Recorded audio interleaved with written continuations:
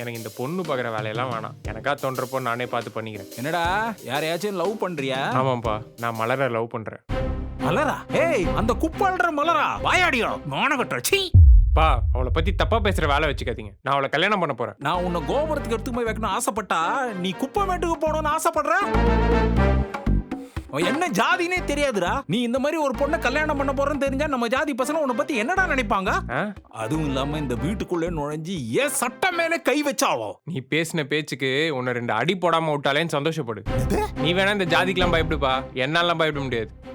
ஜாதிங்கிறது நம்ம சத மேல வளர நகை மாதிரி, அதை வளர விடாம வெட்டி விட்டுறணும். அப்படி வளர்த்தோம் அப்புறம் நமக்கே குறைச்சல் கொடுத்துரும். பொம்பளை ஷோக்கு இப்படிலாம் உன்னை பேச வைக்குது. ஆனா என்ன நடந்தாலும் சரிடா, இந்த கல்யாணத்துக்கு நான் சம்மதிக்க மாட்டேன். பா, நான் அவளை கல்யாணம் பண்ணிக்கவான்னு உங்ககிட்ட பர்மிஷன் கேட்கல. என்னது? அவளை தான் கல்யாணம் பண்ணிக்க போறேன்னு உனக்கு இன்ஃபார்ம் பண்றேன். புரியுதா? டேய்,